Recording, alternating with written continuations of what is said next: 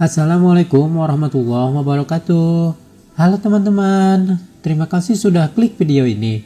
Di video kali ini, Mimin akan membawakan alur cerita anime yang bergenre militer, yaitu Exik. Exik menceritakan tentang perjuangan manusia buangan yang dijadikan alat berperang. Republik San Magnolia sudah lama mengalami tekanan dari Kekaisaran Gaidan yang menyerang dengan pasukan robot Legion. Robot tersebut merupakan drone tanpa awak yang menyerbu dan mengepung negeri tersebut. Pemerintah melakukan suatu penelitian mengenai robot tak berawak. Setelah melakukan penelitian, akhirnya Republik San Magnolia memiliki drone otonom sendiri yang bisa berperang tanpa menumpahkan darah. Namun, pernyataan tersebut hanyalah kebohongan. Di luar dinding, terdapat banyak sektor yang menyimpan banyak misteri. Mereka yang tidak memiliki rambut berwarna silver akan diasingkan dan dijadikan alat perang oleh pemerintah. Nah, semua manusia buangan tersebut berada di luar benteng. Sektor 86 atau Exik merupakan area yang dianggap tidak ada. Namun di sana terdapat banyak pejuang yang mempertaruhkan nyawa dalam peperangan. Shin merupakan pimpinan dari sektor Exik dan Lena merupakan pawang dari detasemennya. Kisah perjuangan mereka pun dimulai.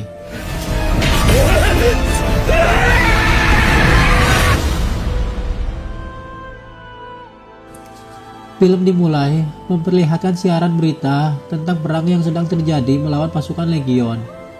Pasukan tak berawak Republik San Magnolia yang bernama Juggernaut berhasil memukul mundur dan mengklaim jika peperangan melawan Legion tidak menimbulkan korban jiwa dari pihak Republik. Lalu terlihat seorang wanita bernama Lena sedang memimpin penyerangan di distrik 9. Kemudian Jenderal Jerome yang merupakan paman Lena menugaskan Lena untuk memimpin pasukan khusus Spearhead.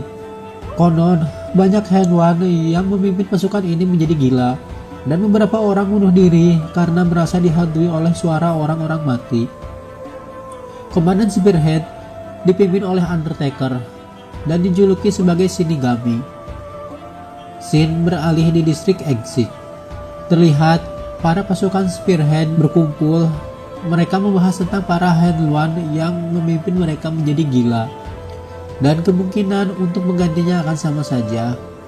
Di sini kita mengetahui para manusia buangan sangat membenci kaum Alba dan mereka menjulukinya babi putih. Di medan perang, salah satu pasukan Spearhead terluka parah dan sekarat. Lalu terlihat Shin menghampirinya dan menembak kepala rekannya itu. Di sini Mimin belum mengetahui alasan kenapa Shin melakukan penembakan itu dan mengakhiri hidup rekannya. Shin mengukir nama rekannya yang tewas pada potongan Juggernaut-nya, lalu dikumpulkan dan disimpan di sebuah kotak. Hal itu ia lakukan sebagai penghormatan terakhir bagi rekannya yang gugur. Lena mulai berkomunikasi dengan unit barunya. Para pasukan Spearhead menggambarkan Lena sebagai Tuan Putri, namun berkepala babi. Lena merupakan Henwan ke-6 yang memimpin pasukan khusus Spearhead. Ada beberapa jenis mesin tempur Legion, yaitu tipe penyerbu bernama Growolf, tipe tank bernama Law, tipe pengganggu medan elektronik bernama Endlength, tipe penembak jarak jauh bernama Scorpio. Di peperangan kali ini, Undertaker berhasil mengalahkan pasukan musuh hanya seorang diri dan berhasil memukul mundur Legion. Di sekolah militer, dosen pengajar memberitahu jika peperangan kali ini drone Juggernaut otonom milik Republik lebih unggul dibanding Legion, dan tidak ada satupun kematian yang terjadi sejak diperkenalkan. Lena yang mendengar itu sangat marah. Ia turun dan memberitahu yang sebenarnya. Di masa peperangan dulu, tentara reguler kalah telak oleh pasukan Legion. Republik mengesahkan undang-undang penjaga perdamaian masa perang khusus. Hal ini mencabut kewarganegaraan dan semua hak dari siapapun yang tidak memiliki rambut dan mata berwarna silver, seperti kaum Alba. Mereka yang tidak berambut silver dianggap bukan manusia dan dikumpulkan di kamp pengasingan, lalu dijaga ketat oleh 85 di distrik Republik. Camp tersebut disebut Exik atau Distrik 86. Lalu mereka dipaksa menjadi pilot Juggernaut. Namun berita yang tersebar di media Pilot Juggernaut merupakan kelinci percobaan yang tidak dianggap sebagai manusia. Lena selalu menghubungi Spearhead dan berusaha agar bisa diterima di hati mereka. Spearhead memuji kegigihan Lena yang bertahan sebagai Hell One. Shin merupakan senior di unit ini. Ia sudah menjalankan tugas selama 5 tahun. Lena menanyai mereka sebuah harapan jika masa perang sudah berakhir. Namun, seakan para Spearhead tidak mempunyai tujuan lain selain berperang. Di malam hari, Kurena terlihat kesal saat Shin berbicara dengan Lena setiap malam.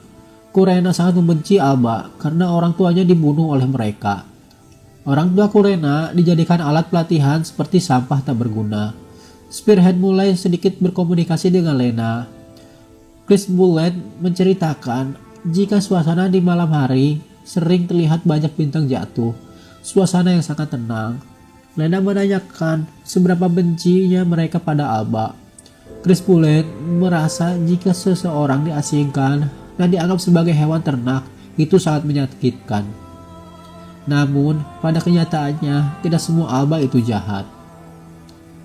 Di gudang, Lena meminta Arnett untuk dicarikannya peta sebagai alat untuk berperang. Karena selama ini, para Spearhead berperang tanpa tahu lokasi. Peperangan melawan Legion kembali dimulai. Chris Bullet akan menyerang Low Tank dari Legion. Tetapi, Lena melihat ada yang aneh di posisi Legion itu. Lena terlambat menyadarinya jika lokasi tersebut merupakan dataran berair. Chris Bullet pun gugur.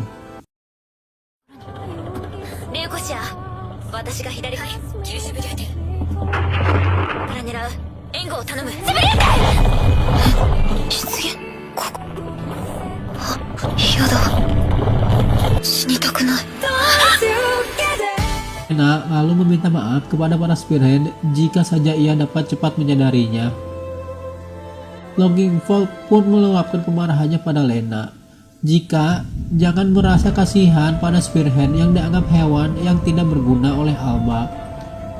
Setiap hari, para pasukan Spearhead harus bersiap kehilangan teman-temannya. Alba menyebabkan jutaan nyawa melayang selama 9 tahun terakhir dan tidak melakukan apapun untuk menghentikannya. Hanya menonton dari tempat yang hangat dan aman di dalam dinding. Longingford pun menganggap Lena yang sering mengajak mereka mengobrol setiap malam itu tidak membuat mereka merasa disamakan seperti manusia. Bahkan, Lena sama sekali tidak menanyakan nama asli mereka.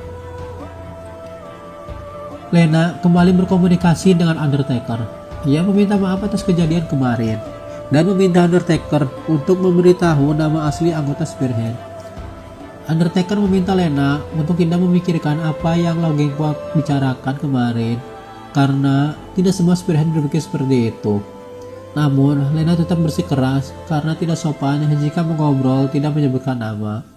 Undertaker yang merasa kesungguhan hati Lena akhirnya memberitahu nama asli rekan-rekannya. Yang pertama, Chris Bullet yang kemarin meninggal itu bernama Tania. Werlock Kepala Staf Radiance juga, Longingford Theorika, Snowwhite Anju Enma, Gunslinger Kurena Kukumila, Black Dog Daya Irma, dan yang lainnya. Lalu terlihat Shin sedang mengukir nama Kaye di salah satu potongan juggernautnya. Exik tidak mendapatkan pemakaman yang layak. Di unit pertamanya, Undertaker berjanji bersama rekan-rekannya jika ada yang gugur, nama mereka diukir pada bagian juggernaut mereka, dan yang masih hidup membawa mereka ke tujuan akhir. Undertaker selalu menjadi yang terakhir di unitnya. Selama 5 tahun ini, Undertaker telah mengukir 561 nama. Di malam itu, para Spearhead nampak mulai dapat menerima kehadiran Lena. Nama terakhir yang diketahui Lena adalah Undertaker. Nama aslinya Shinya Nozen. Mendengar nama Nozen mengingatkan Lena pada seseorang, yaitu Kapten Shorei Nozen. Dulu, Shorei Nozen menyelamatkan Lena saat pesawat yang ia tumpangi bersama ayahnya diserang Legion. Ternyata, Shorei Nozen adalah kakak Shin. Hal yang menjadi tujuan Shin saat ini adalah mencari jasad kakaknya. Peperangan melawan Legion kembali dimulai. Shin meminta Lena mematikan alat komunikasinya karena banyak black ship yang akan mengganggu jaringan. Shin memperingatkan Lena akan sesuatu yang terjadi. Namun Lena bersikeras tidak akan mematikan para raidnya. Lalu terdengar suara-suara aneh yang membuat Lena ketakutan. Terakhir, Lena mendengar kata-kata terakhir dari Kaye. Jika ia takut mati. パラレイドな。忠告はしましたよ。何？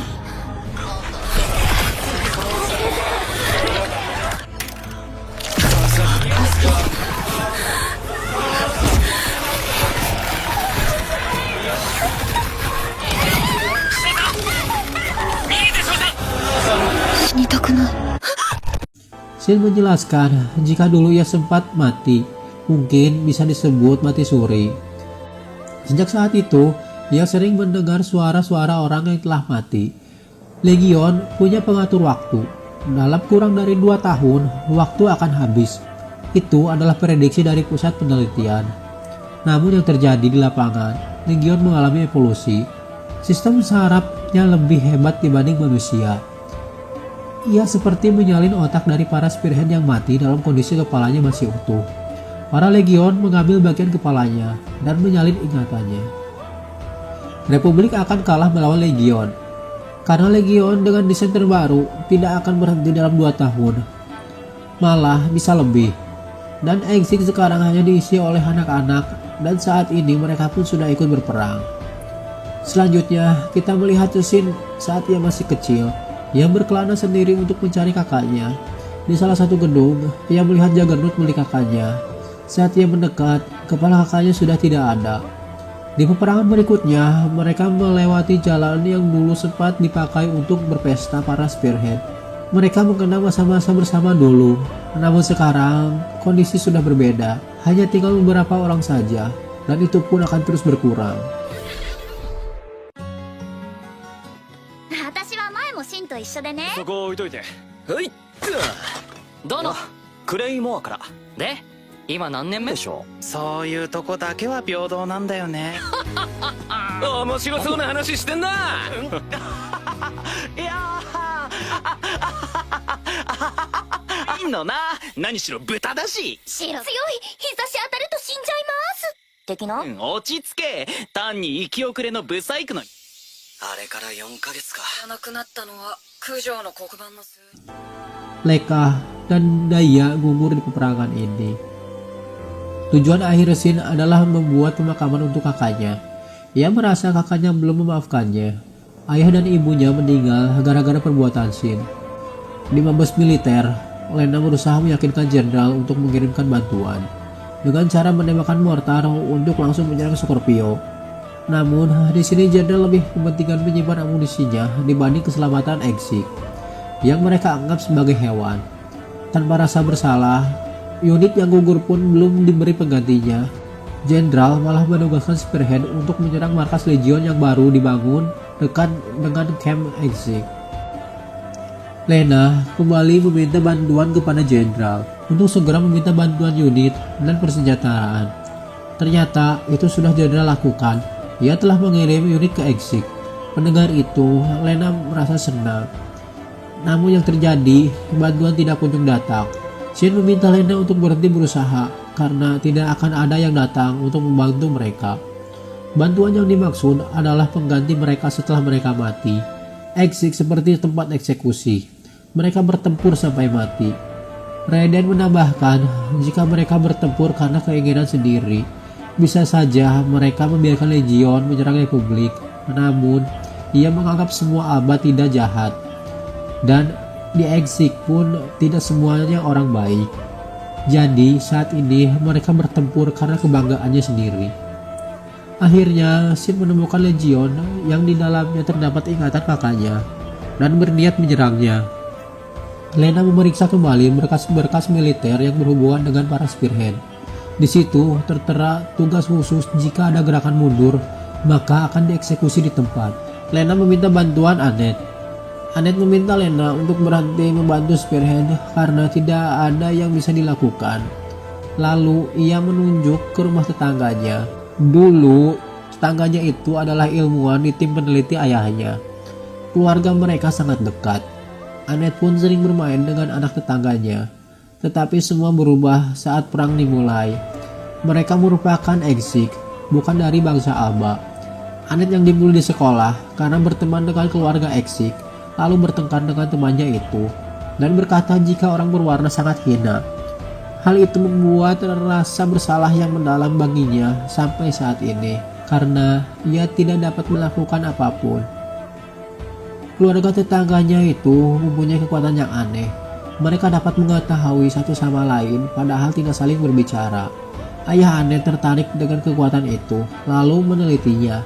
Pemerintah mengetahui itu dan meminta ayah Anet untuk menyempurnakannya. Lalu terciptalah Raid, alat yang dipakai Lena untuk berkomunikasi dengan para Spearhead. Karena alat yang ia ciptakan malah menyebabkan banyak kematian, ayah Anet pun bunuh diri untuk menebus semua dosa-dosanya. Lalu Anet mengusir Lena dan berkata untuk tidak lagi menampakkan wajahnya. Lena kembali menghadap jenderal untuk meminta bantuan. Namun hal yang sama, dengan alasan apapun, jenderal menolak untuk membantunya. Peperangan terbesar pun akan mereka lakukan. Yang tersisa saat ini hanya tinggal berlima, yaitu Anju, Kurena, Raiden, Theo, dan Shin. Tempat yang dulu dijadikan berkumpul melepas lelah setelah perang, kini hanya tinggal kenangan. Dan mereka berlima berjanji akan bertempur sampai akhir demi rekan-rekan mereka yang telah gugur. Jujur, di momen ini Mimin gak bisa menahan air mata. Mimin seakan merasa kehilangan yang sangat dalam. I am so glad they know that challenge is for second man who understand was around my heart beat to 改めて誓い合ったよな breaking your あん時に決して豚にはなり下がらない。でも最後の一日まで Pagi pun tiba, saatnya untuk pertempuran besar. Terlihat sekilas ingatan Sore Nozen yang melampiaskan kemarahannya pada Shin. Ia menyalahkan Shin karena ayah ibunya dikirim ke Exik, dan karena hal itu juga mereka akan dikirim ke sana dan menjadi alat perang pemerintah. Ingatan itu muncul dari legion yang mengambil kepala Sore Nozen. Pertempuran besar pun dimulai. Terlihat di radar, pasukan legion sangat banyak melawan 5 pasukan Exik. Rudal mulai ditembakkan oleh legion. Shin maju ke medan tempur sendiri untuk menghadapi legion kakaknya. Pasukan Exik terpojok dan kehabisan amunisi. Tiba-tiba dari langit turun hujan peluru. Lena meminjam mata kiri Raiden untuk mengkonfirmasi dampak ledakan. Hal itu membuat Raiden marah. Jika berbagi visual akan menyebabkan kebutaan bagi Hanwan, dan mortir yang ditembakkan itu pasti tidak ada izinnya. Di sini Lena berkata jika ia tidak peduli akan hal itu, Republik tidak bermain dengan aturan yang waras, maka tidak ada alasan bagi Lena untuk melakukannya juga. Melanggar aturan dengan menembakkan mortir secara ilegal seharusnya sudah ia lakukan dulu. Di garis depan Shin melawan kakaknya, terlihat ia kewalahan dan kalah. Lena menembakkan mortir hampa yang membuat legion kehilangan keseimbangannya. Lalu Shin terbangun dari mimpi buruknya jika ia harus mengistirahatkan kakaknya sebagai pemakamannya. Shin mengakhirinya dengan menembakkan bagian depan legion. Lena dibantu Anet menghack peluncuran mortir.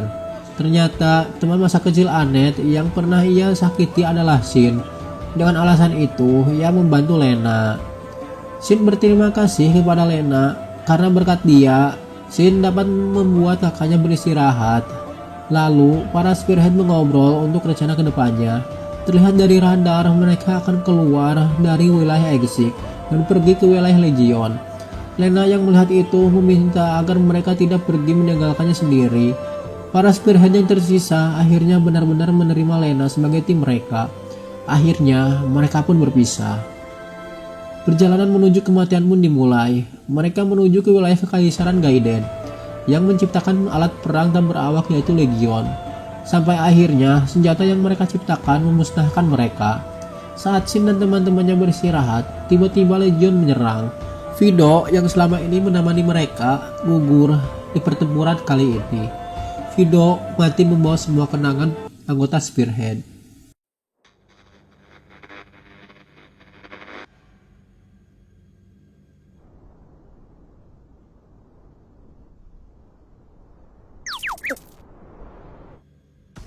前が死神のお供か。よし。よしじゃね背中に手が触れたの見てた。ここで問題だ。どちらがまずいものかわかる。ファイド、昨日風もみんな俺たちちょっと見てみたかっただけなんだよ。そうそうわかるよ。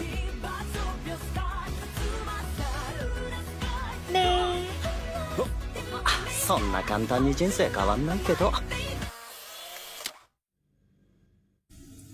Juggernaut yang tersisa hanya milik Shin. Mereka secara bergantian mengoperasikannya. Lalu, saat di hutan, Shin meminta Anju bergantian. Saat Shin mengoperasikan Juggernaut-nya, ia memutus tali penarik dan menghancurkan bebatuan. Shin berniat menyerang markas Legion sendirian. Terlihat, Shin sedang bertempur dengan para pasukan Legion. Shin terhempas oleh tembakan Scorpio.